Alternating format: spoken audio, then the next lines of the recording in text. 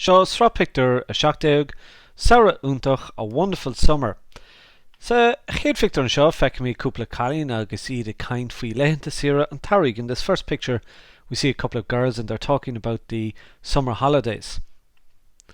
An sin tá siad in a seasamh taobh den tépéal. Ag ceathrú tar éis tríd, they're standing up outside the local church at 3:15. Lá bra bruthalach a town. It's a nice, lovely, fine day.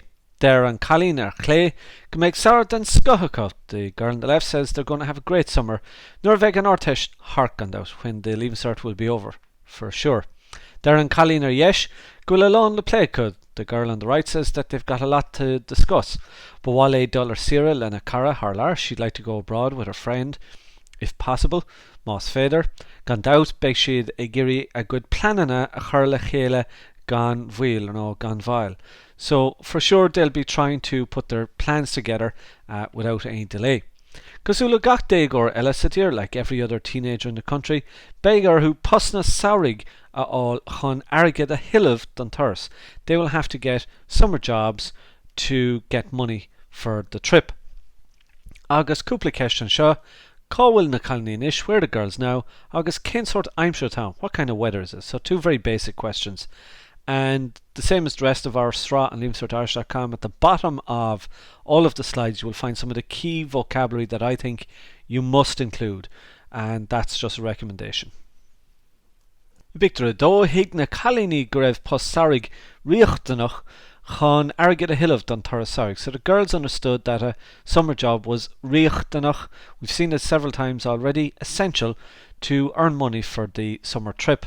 Sa chéad lad den Victor in the first half of the picture, feiceann míad an vertico, we see the two of them, agus iad in a sea in nifig Vanastor and Ostein O'Toole. So we see the two of them sitting down in the office of a local hotel manager.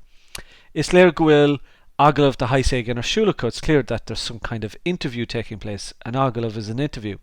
Déanann siad gach iirecht chun dul bhaim ar an manager, so they make every effort to impress the manager. Onas go dúradh sé posnadó, so that he'll give them some kind of jobs. Is léir an dara la, it's clear from the second half, go bhfuair siad posna, that they got jobs, mar feiceann míad iad ag gobar mar glantóirí san óstán. Though it's clear that they got the jobs because we see them as cleaners in the hotel. They're calling a one gwil and talo. One girl says that they're lucky. Go bhfuair siad na posna that they got the jobs. Mar bíonn sé harva deacar, because it's extremely hard or extremely difficult. Posna mar sin all in Éireann sa lá atá nniuhann to get jobs like that in Ireland today. Feiceann míad an vertico agus iad in Monibre. No, in Monibre we see the two of them working, or as they're working, tá an follows glantóir ag cailín one. One girl has got the vacuum cleaner, very important to have that phrase. Tá buicéad agus spúnse ag an cailín eile. The other girl has got a bucket and sponge. Ibríonn siad go dtín ó éirí na maidine gach lá. They work very hard from dawn or from the break of day every single day. So, cúpla ceist, cén fág bhfuil siad in ifig an Vanastóra inniu. Why is it that they're in the manager's office today? Agus cén sort ibre nó cén sort ibre atá dhéanamh. What kind of work are they doing? Sa tríú picture an seo feiceann míad na cailíní agus iad in a seasamh os cór ceann de na síbhanas cáiliúla ar down. So in this third picture we see the girls standing up in front of one of the most famous sites in the world. Ceann de na síbhanas cáiliúla ar down. Tá siad ar chuairt chuig Colosseum na Roimhe. They're visiting the Roman Colosseum. Is siúmbal na Roimhe é an Colosseum. The Colosseum is the symbol of Rome. Tá cuma áthasach ar an murtacha. The two of them look quite joyful. Mar tuigeann siad an tábhacht a bhaineann leis an áitse, because they understand the importance associated with this place. Is star na Hidáile in the history of Italy. Agus tá an tála ghuiil sé feiceacha, and they are very lucky that they've seen it. Capan an cailín ar yesh, the girl on the right, thinks gur car glóte í an roimh, that Rome is a delightful city. Glóte is delightful. Tá an chahar lán le raircanna agsúla, the city is full of various different famous sites or scenes. Agus being an aimsir go hálín I ré an Táirg agónaíon. The weather is always lovely during the summer.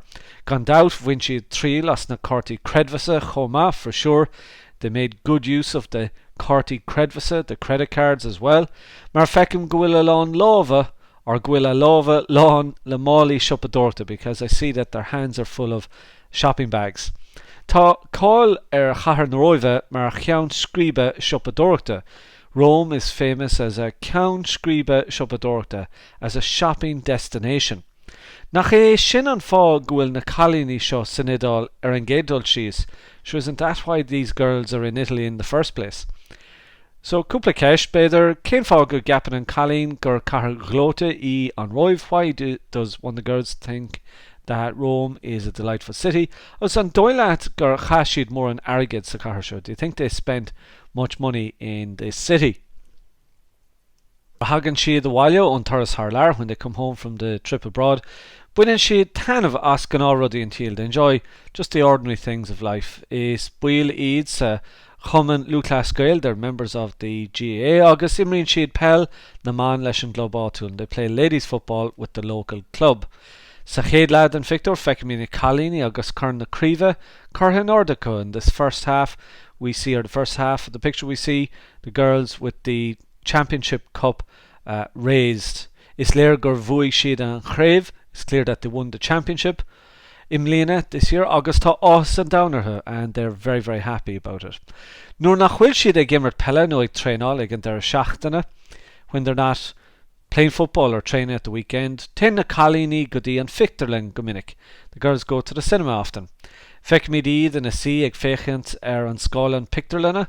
We see them sitting down looking at the cinema screen. Tá deochanna súlínacha agus gráin roasta in a lavacut. They've got fizzy drinks and popcorn in their, or you can say popperúr as well, in a lavacut in their hands. Agus iad ag buin tanmhas an sconan. They're enjoying the film. Tá golóir daoine óga eile sa fictarlinn. There's lots of other young people in the cinema. Agus tá gach duine co igóra, and they're all enjoying it, or they're all smiling. Beidir gur scanan green atarsúil. Maybe it's some kind of a comedy film that's taking place. So cén fá ghuiil an curn in Ordica. Why have they got the cup raised up? Agus cén fá ghuiil gach duine igóra sa darlaat the Victor Sean. Why is everyone smiling in the second half of this picture? Os rud é ghuiil golóir am a sira ag na cailíní is the girls have a lot of free time. Sira is free time, so a lot of free time, golóir am a sira. Bháil obair Ionach a dhéanamh sa chathair nó sa cheantar I rith an Táirg. So they'd like to do some voluntary work. Very important that obair Ionach I rith an Táirg during the summer. So they're doing this voluntary work. Sa fictar seo feicimid an Vertica. This picture we see the two of them. Ag tuairt cúnamh de bhean vocht. We see them taking care of a poor woman atá ag marachtáil an mbeagán, who's living on very little, so who's destitute, if you like. Is seanbheith ní de réir cosúlachta. It appears that she's an elderly woman, agus tá shawl agus hata ola a chahabh ike. She's got a shawl and a woolen hat, and she's wearing it. Chonny féine chamad choli to keep herself warm. Cé ghuiil an Sara ann, even though it's the summer. Tugan an Colleen Buska lán le Harry Bonúsacha groseride. So one the girl comes and she gives her the box full of basic grocery items. Bei she in an úsáid a bhaint astu I ré na seachtaine seo huggin. She'll be able to use them in the next week, or I ré na seachtaine seo chuin, depending on your dialect.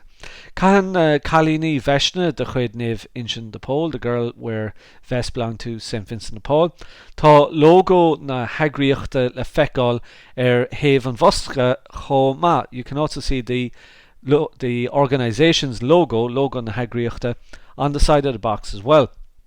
Is léir mar sin gur chin an Vertica love junta hort an agriach sin I rith an Táirg. So it's clear therefore that the two of them decided, chin is a decision, so they decided to give a helping hand to the organisation during the summer. So cúpla ceist an seo. Cén fá ghuiil an bhean seo na sí ag doras an tea. Why is this lady sitting down at the door of the house? Agus an dóileat ghuiil she buíoch as an gúnamh seán. Do you think is she grateful for this assistance? Agus an sin sa fictar dearnach an seo Feicimid go bhfuil an Samhradh Hearts, we see that the summer is over. Agus tá na colony brathnú siar ar na leitheanta sira bhí acu imlína. And the girls are looking back upon the holidays they had this year. They're in Colleen ar Chlé, gur bheith an Samhradh Ara bhí acu riamh. The girl on the left says it's the best summer they ever had. Dara and Colleen ar Yesh, the girl on the right says, Grev an Samhradh Chomashin, that the summer was that good. Gwil siag súil go mór leis na leitheanta sira an bhíonn se chuain, that she's looking forward to the holidays next year. No an bhíonn se huggin, depending on your canúnt again. Dénig siad planál to haran na blina seo chuain ó seo huggin. Megan gone out, so they will do some planning for the summer or the coming summer some other time. For sure, agus cé go gaith siad dul arás agus obair dhéanamh, even though they have to go back and do some work. Beidh siad in ann cuidnú siar ar na leitheanta fada geala a bhí acu. They'll be able to remember back or reminisce about the long, bright days that they had i Rihan Taurig during the summer. Samhradh Iontach a bhí acu gone out. For sure, they had a wonderful summer. Ní falóir ach go dastí anuhu dul ar leitheanta Cert Irish. No doubt they'll want to go on holidays again. Luithe agus is féidir as soon as is possible. Agus cúpla ceistin seo cén fágan ar an Colleen gur bheith an Samhradh Ara riamh. Why does the girl say it was the best summer ever? Agus an dóileat go méid siad san idal arís an bhliain seo huggin. And do you think that they're going to be in Italy again next year? That's it for this particular Sraith Pictiúr. Don't forget you can hook up with us on Leavingcertirish.com on our main website. If you just Google it, you'll get our site no problem. There's loads of notes, videos, sample answers and flashcards, different resources, live classes, etc., where we try to help you out as best we can. So you can check us out on Facebook and Twitter as well, using the addresses given. If you have any questions, feel free to get in touch and we'll certainly try to help you out. Gurv Míle Mágat.